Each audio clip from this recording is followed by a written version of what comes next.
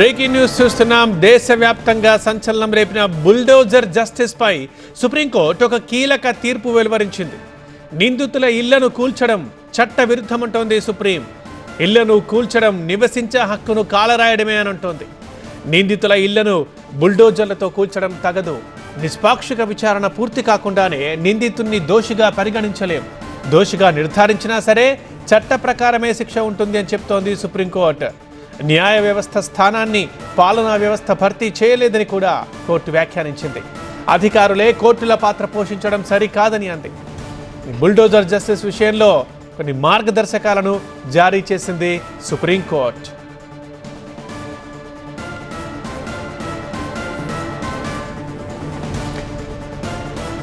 దేశవ్యాప్తంగా సంచలనం రేపుతున్న bulldozer justice పై supreme court కీలక తీర్పు వెలువరించింది. నిందితుల ఇళ్లను కూల్చడం చట్ట విరుద్ధమంటోంది సుప్రీంకోర్టు.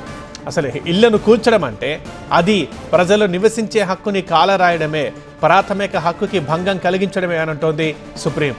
అయినా నిందితుల ఇళ్లను బుల్డోజర్లతో కూల్చడం కరెక్ట్ కాదు. నిష్పాక్షిక విచారణ పూర్తి కాకుండానే నిందితుడిని దోషిగా పరిగణించలేమంటోంది. ఒకవేళ దోషిగా పరిగణించినా నిర్ధారించినా చట్ట ప్రకారమే శిక్ష ఉంటుంది. కానీ బుల్డోజర్తో ఇల్లు కూల్చడం తగని పని అంటోంది సుప్రీంకోర్టు. న్యాయ వ్యవస్థ స్థానాన్ని, మరొక ముఖ్యమైన కామెంట్ ఇది, న్యాయ వ్యవస్థ స్థానాన్ని పాలనా వ్యవస్థ భర్తీ చేయలేదని కూడా కోర్టు వ్యాఖ్యానించింది. అధికారులే కోర్టుల పాత్ర పోషించడం సరికాదని చెప్పింది. ఈ బుల్డోజర్ జస్టిస్ విషయంలో మార్గదర్శకాలను జారీ చేసింది. మెయిన్గా చట్టాన్ని నిబంధనలను అతిక్రమించి నిందితుడు లేదా దోషి ఇంటిని కూల్చేస్తే కనుక ఆ కుటుంబ సభ్యులకు పరిహారం చెల్లించాల్సిందే అంటూ కూడా సుప్రీంకోర్టు స్పష్టం చేసింది.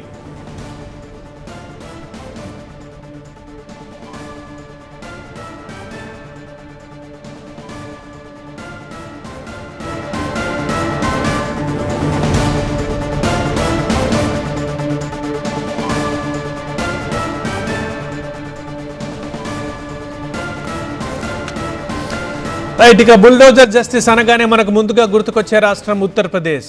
యూపీలోనే ఇది స్టార్ట్ అయింది యోగి ఆదిత్యనాథ్ పాలనలో. అక్కడ కొన్ని కేసుల విషయంలో ఇలాంటి చర్యలు తీసుకున్నారు. బుల్డోజర్లతో ఎవరైతే నింద మోపబడ్డ వాళ్ళు ఉన్నారో వారి ఇళ్లను కూల్చేశారు. ఆ తర్వాత మరికొన్ని రాష్ట్రాల్లో కూడా మనం ఇలాంటివి చూస్తున్నాం. కానీ ఎక్కువగా మొదట జరిగింది మాత్రం ఉత్తరప్రదేశ్లోనే, అది కూడా యోగి ఆదిత్యనాథ్ హయాంలోనే. సో దీనికి సంబంధించి కొంతమంది కోర్టుకు వెళ్లారు. దానికి సంబంధించి సుప్రీంకోర్టు ఒక కీలక వ్యాఖ్య చేసిందని చెప్పొచ్చు. ఎందుకంటే యూపీలో మొదలైన మరికొన్ని రాష్ట్రాల్లో మరికొన్ని సంఘటనల్లో ఇలా బుల్డోజర్లను తీసుకొచ్చి ఇళ్లను కూల్చేయడం మనం చూస్తున్నాం.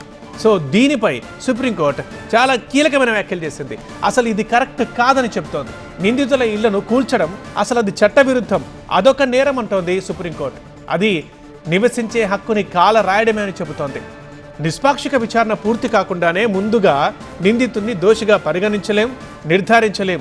ఒకవేళ నిర్ధారించినా కూడా చట్ట ప్రకారమే శిక్ష ఉంటుంది, చట్ట ప్రకారమే శిక్ష ఉండాలి. కానీ ఇలా బుల్డోజర్లను తీసుకెళ్లి ఇళ్లను కూల్చడం మాత్రం కరెక్ట్ కాదని చెప్తుంది సుప్రీంకోర్టు.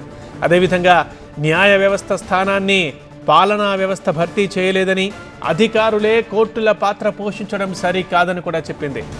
ఈ బుల్డోజర్ జస్టిస్ విషయంలో మార్గదర్శకాల్ని జారీ చేసింది సుప్రీంకోర్టు. చట్టాన్ని గనక, నిబంధనలని గనక అతిక్రమించి నిందితుడు లేదా దోషి ఇంటిని కూల్చేస్తే గనక ఆ కుటుంబ సభ్యులకు పరిహారం చెల్లించాల్సిందని కూడా స్పష్టం చేసింది. అసలు నోటీసులు ఇవ్వకుండా కూల్చివేతలపై కుదరవని తేల్చి చెప్పింది. మతానికి కూల్చివేతలకు కూడా లింక్ పెట్టొద్దని కోర్టు వ్యాఖ్యానించింది. ఇదొక సంచలన తీర్పుగా చెప్పొచ్చు.